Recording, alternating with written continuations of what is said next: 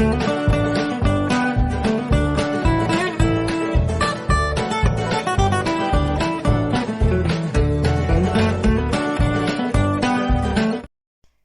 Everyone, welcome to my YouTube channel psychology classes. जो भी इस चैनल पर नए स्टूडेंट है, प्लीज़ जाके चैनल को सब्सक्राइब करें, लाइक करें, शेयर करें एंड बेल को प्रेस करना बिल्कुल भी ना भूलें, ताकि क्लास आते ही आपको सबसे पहले नोटिफिकेशन मिल जाए।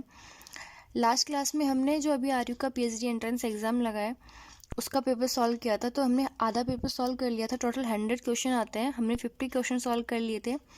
तो बाकी 50 क्वेश्चन जो बच गए थे वो आज हम सॉल्व करेंगे। तो चलिए बिना किसी देरी के क्लास स्टार्ट करते हैं।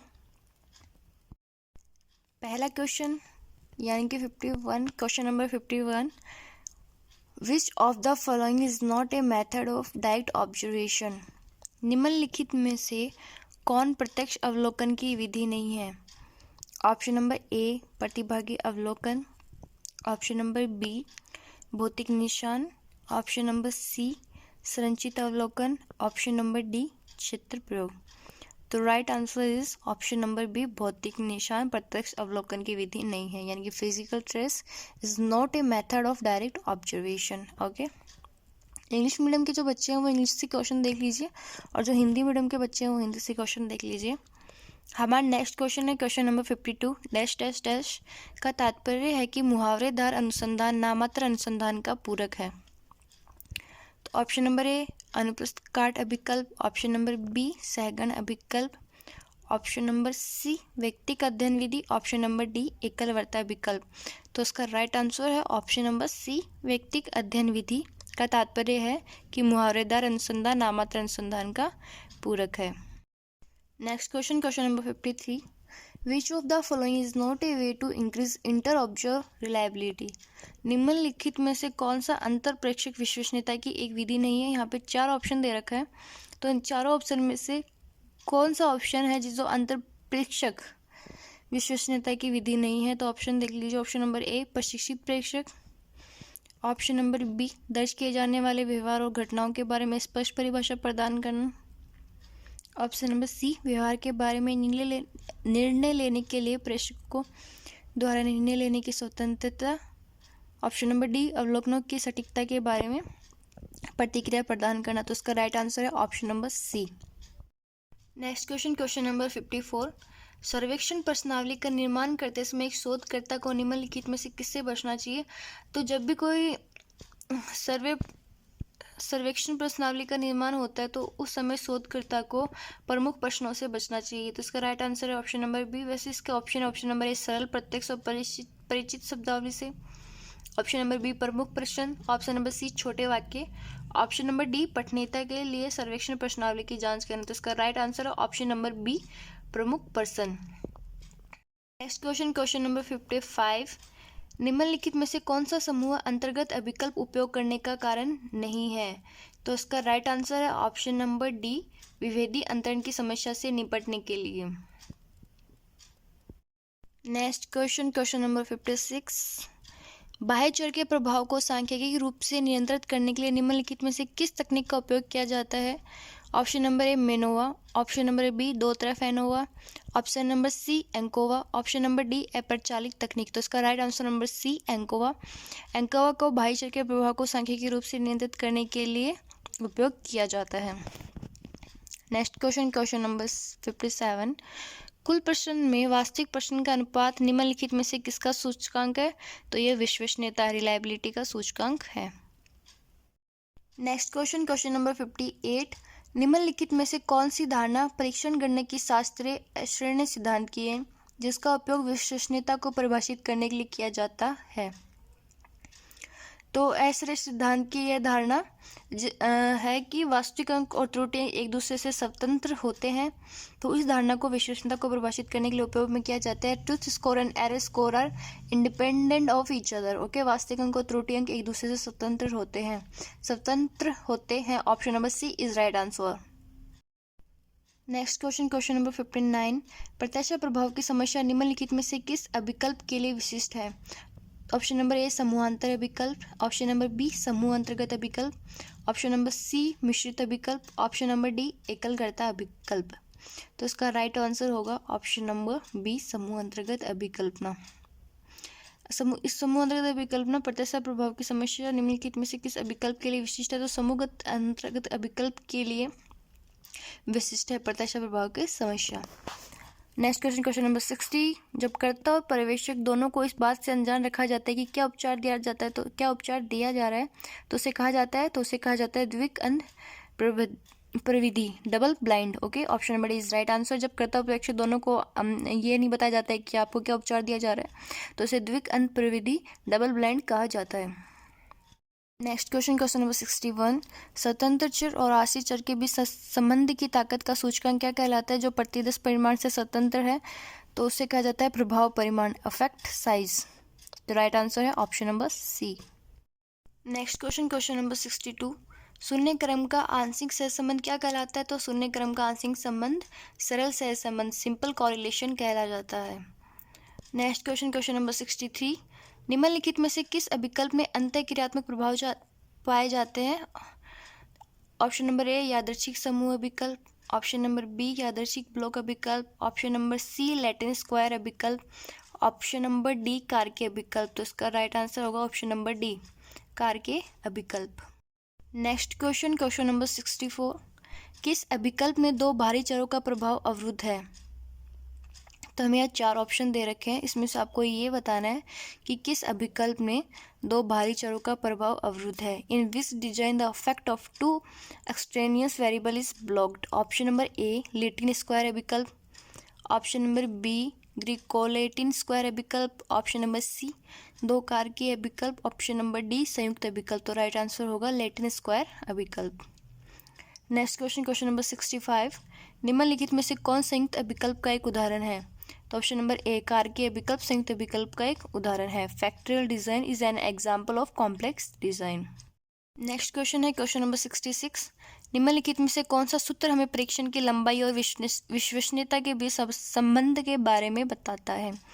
क्वेश्चन है which of the following formula tell us about the relationship between the length of the test and reliability.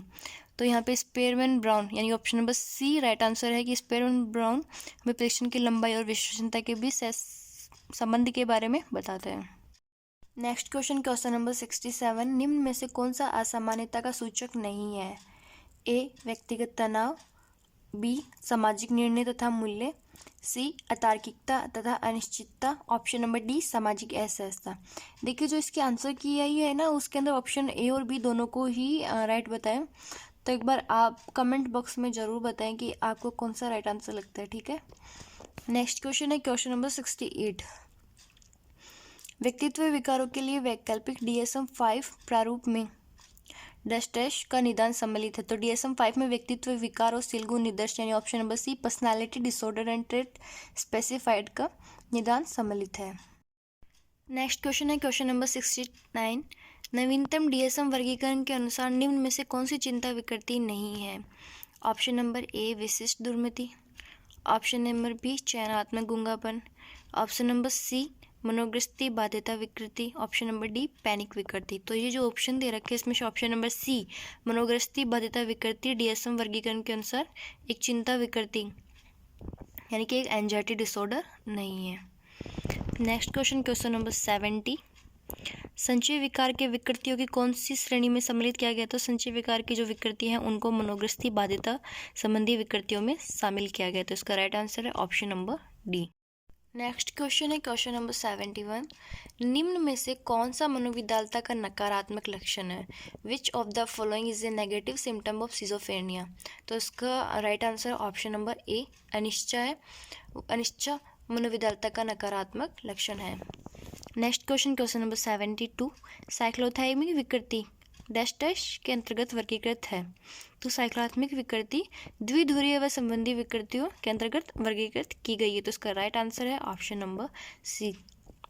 देखो जो पेपर सॉल्व हो रहा है ना, तो उसमें आप भी देखते जाइए कि आपको कौन सा क्वेश्चन आता था या फिर आता है।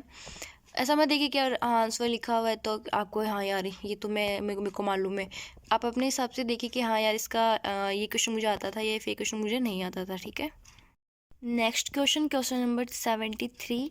निम्न में से कौन सा यूंगियन विश्लेषणात्मक मनोविज्ञान का मनोविज्ञान को प्रयुक्त करते हुए मनोचिकित्सा उपचार का भाग नहीं है। तो ये कुछ जो दे रखी है ना ऑप्शन दे रखे हैं, इनमें से देखो ऑप्शन नंबर ए सोपन विश्लेषण विधि, बी खाली कुशी विधि, सी प्रतीकों का प्रयोग, डी शब्द साश्चर्य विधि। तो इसका राइट आंसर है ऑप्शन नंबर बी खाली कुर्सी विधि यूंगियन विश्लेषणात्मक मनोविज्ञान को प्रयुक्त करते हुए मनोचिकित्सा उपचार का भाग नहीं है। ठीक है, हमारा नेक्स्ट क्वेश्चन देखते हैं, क्वेश्चन नंबर 74। परामर्श का व्यक्ति केंद्रित उपागम किस परिप्रेक्ष्य पर आधारित है? तो परामर्श का व्यक्ति केंद्रित उपागम घटना क्रिया पे आधारित है। तो option number B is right answer. Next question, question number 75। Albert Ellis द्वारा प्रतिपादित A B C D E F उपागम के अनुसार डी से क्या आशय, मतलब डी का ए बी सी डी जो एल्बर्ट एलिस के द्वारा दी गई है।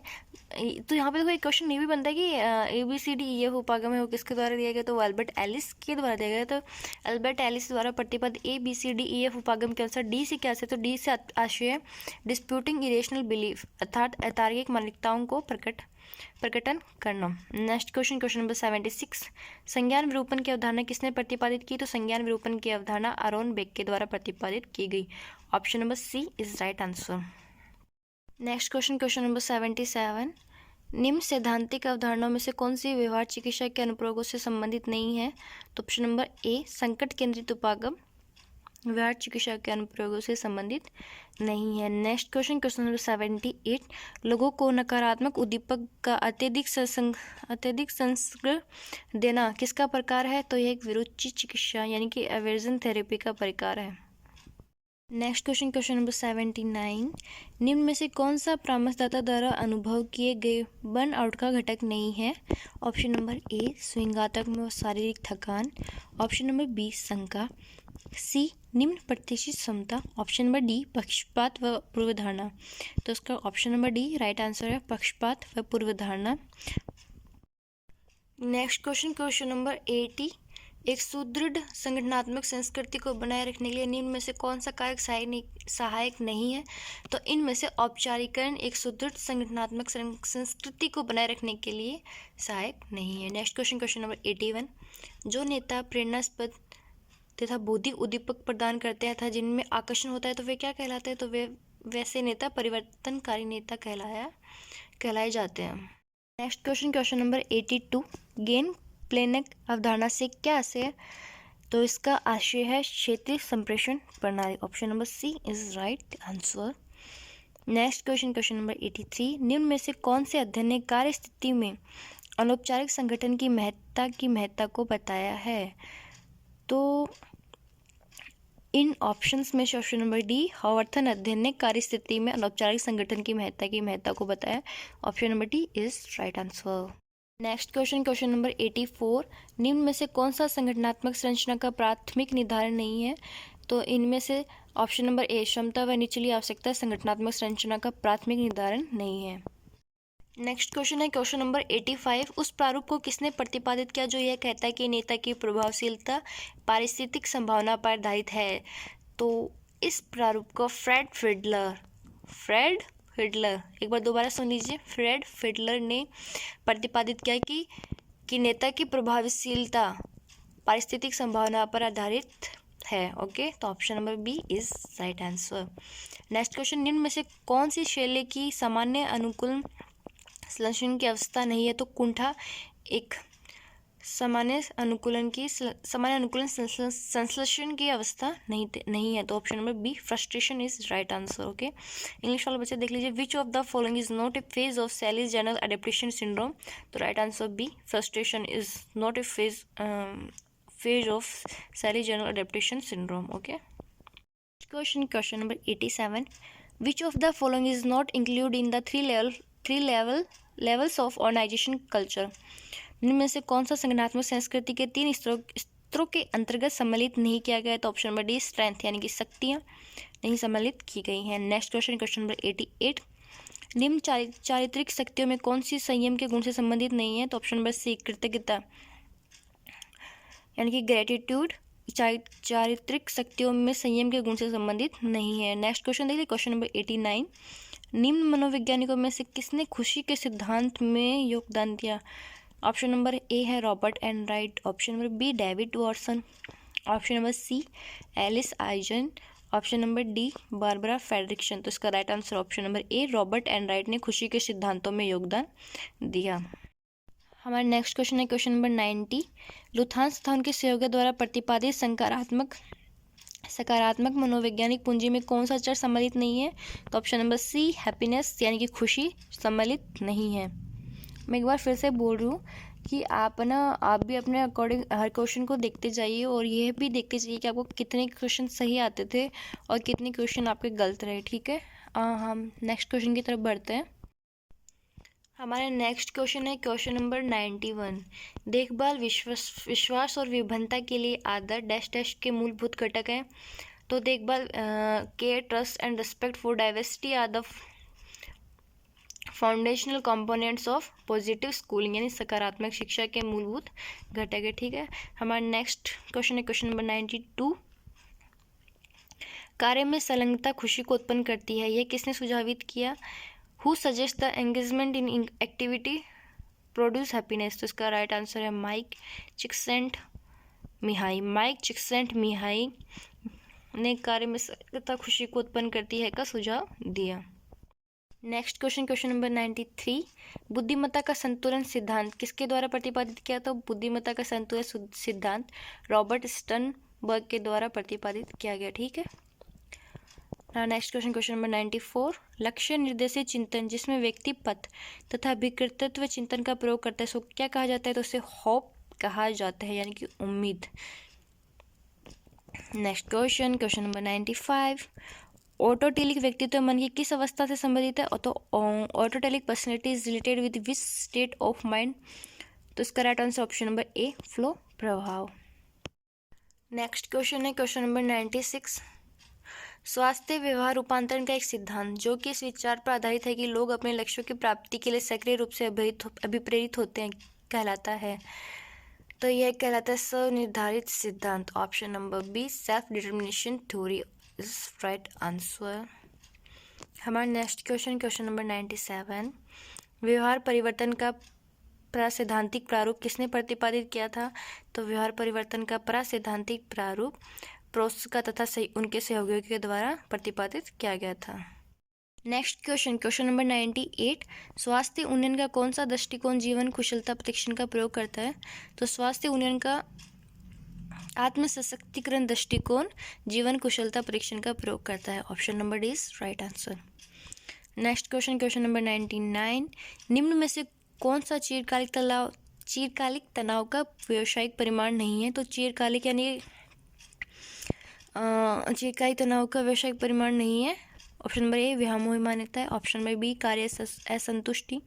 ऑप्शन नंबर सी आलस्य। ऑप्शन नंबर डी अनुपस्थिति। तो इन जो 4 ऑप्शन हमें दे रखे हैं उसमें से ऑप्शन नंबर ए व्यामोही मान्यता है चिरकालिक तनाव का व्यावसायिक परिमाण नहीं है। ओके, देखो which one of the following is not an occupational outcome of chronic stress? तो option number A delusional beliefs. ठीक है, तो option number A right answer. Next और इस पेपर का लास्ट क्वेश्चन है क्वेश्चन नंबर 100।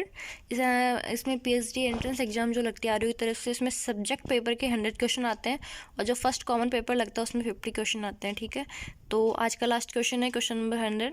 स्वास्थ्य व्यवहार परिवर्तन के लिए निम्न में से कौन सा संज्ञानात्मक व्यवहारात्मक उपागम का प्रकार नहीं है? ऑप्शन नंबर ए आत्मनिगरानी। ऑप्शन नंबर बी प्रत्यक्षीकृत स्वास्थ्य आशंकी। ऑप्शन नंबर सी उद्दीपक नियंत्रण। ऑप्शन नंबर डी व्यवहारात्मक अभिहस्तांकन। तो ऑप्शन नंबर बी प्रत्यक्षीकृत स्वास्थ्य आशंकी इज राइट आंसर। प्रत्यक्षीकृत स्वास्थ्य आशंकी व्यवहार परिवर्तन के लिए संज्ञानात्मक व्यवहारात्मक उपागम का प्रकार नहीं है। तो ये हमारा paper RU PhD entrance exam का यहीं समाप्त होता है। हम नेक्स्ट आगे और क्वेश्चन बैंक सॉल्व करेंगे, बट जो क्वेश्चन बैंक हम आगे सॉल्व करेंगे जो लास्ट ईयर की एनटीए के जो साइकोलॉजी के एग्ज़ाम्स लगे हैं नेट जेआरएफ के, उनके पेपर हम सॉल्व करेंगे 1 बाय 1। ठीक है, तो प्लीज़ जाके चैनल को सब्सक्राइब कर लीजिए, शेयर कीजिए, लाइक कीजिए और बेल को प्रेस करना बिल्कुल भी ना भूलिए। Thank you so much.